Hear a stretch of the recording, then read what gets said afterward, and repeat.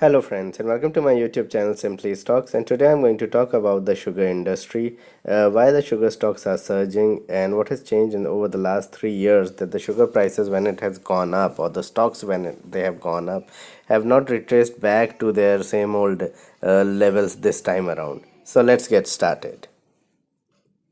First of all, a disclaimer that this is not a stock recommendation. People taking any position into any share that I talk about should do that with their own due diligence and research. And I'm not in favor or against any company that I talk about. First of all, I want to give you an idea of how the sugar stocks used to trade about 10-12 years back and what has changed over the last 2-3 years. I'll discuss that later in this presentation.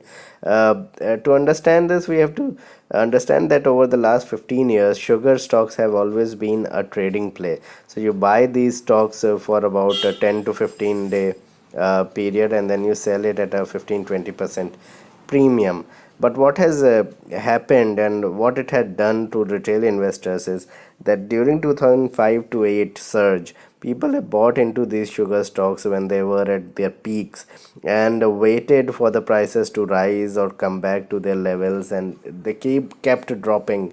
And over the next 10 years, or at least 8 to 9 years, the stock prices went from say 100, in some cases from 100 rupees to about 5 rupees, and they most of the people kept waiting for the cycle to turn, and it did turn in late 2016 and throughout 2017. We saw that massive surge in sugar prices from around 8-10 levels. The stocks became 20-30x in no time, in probably a year.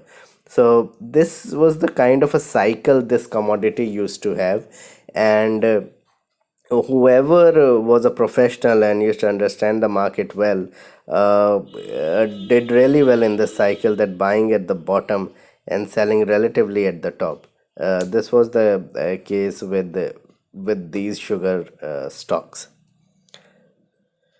So what has changed over the years for the industry? The government have announced a number of measures for the industry which has supported the measure, be it there were number of measures, be it a support pricing, a minimum support pricing, or for exports, you'll have a subsidy for exports, etc., which I'll discuss in the next slide.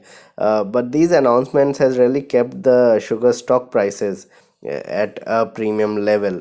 The surge in sugar prices has also helped. So over the last 3 years, the sugar prices have not dipped to the levels that they were at in 2011-12. So on the global front as well as in India, the sugar prices has been rising continuously and has been stable at a higher price.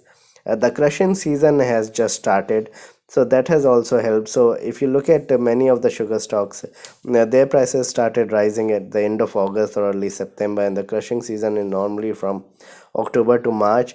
And why this season, crushing season, is important? Because the demand is very high and the production is low, with many units shutting down in Tamil Nadu, and with the growth of sugarcane not being that well because of floods, etc. Things are not that good on the sugar front, and hence it is said that the prices would remain steep this season as well. So the domestic production for sugar would be around 28.2 metric ton, as compared to 33 metric ton nearly last year. So there's a shortfall of around 5 metric ton, and that is going to play its part during the festive season, when the demand will rise even further and there would be lesser supply. So it's a clear case of demand supply here in the sugar industry. If we look deeply as to what the government has done and what has really changed on the micro level, subsidy of 10.5 rupees nearly per kg for export units. So if you are exporting to countries abroad, suppose the sugar price is at say 35 rupees a kg at the moment, then you get a subsidy of 10 rupees 45 from the government. So you would have to sell at around, say if it was 35.45, then around 25 rupees if you are selling at more than 25 rupees a kg, then you're making money.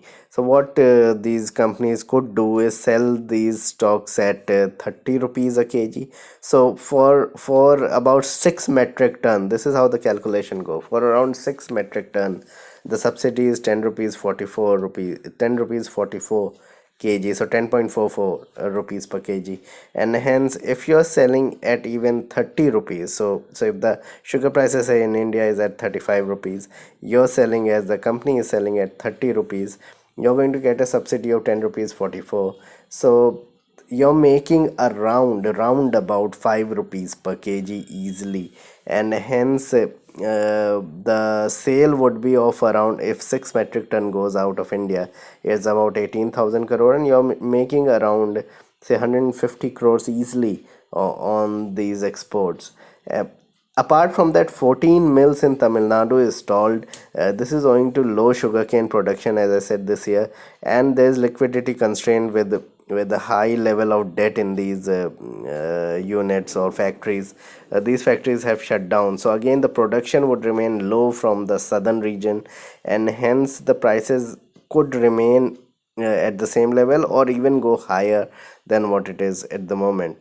And the global demand has also surged over the last 2 3 years, so it is not the same as it was say about a decade back or 6 7 years back.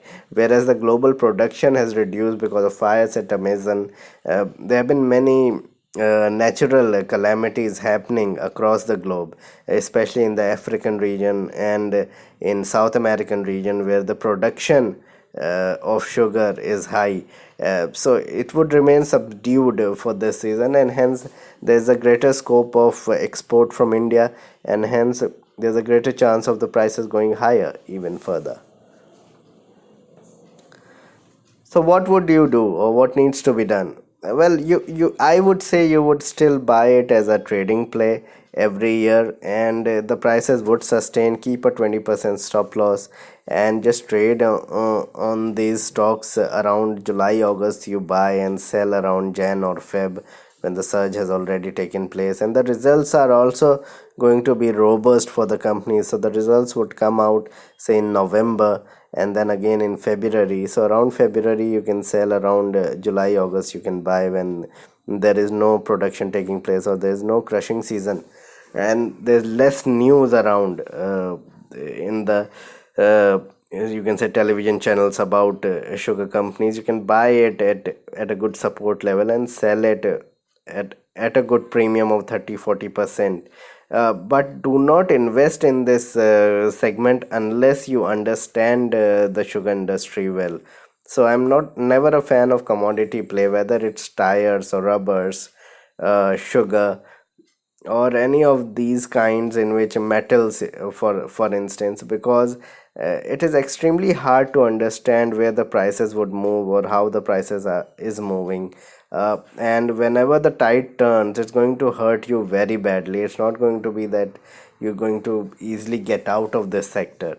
And hence the first step towards making money is capital protection, and this is not very easy when you're trading in commodity stocks, especially in something like paper or sugar. I'm going to make a video on paper stocks also very soon. So this is my suggestion: put only 5% of your invested money into the sugar industry, and if the move really is supportive, then just trade your stop losses accordingly, and do not add on rise. Just hold on to your stocks and probably sell whenever you feel like that the move has already taken place and you could see a steep fall. Then make around 30 40% or even in some cases 100% and get out of the sector or stocks. Do not buy it for a long term. That is my personal suggestion. You can take your own call about the sector.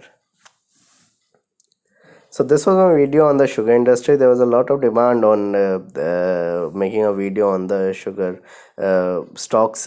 I'm going to make a video on the paper industry also very soon. Please like and subscribe my channel, hit the bell icon so that you can get my video straight away when I post it. Thanks a lot for watching.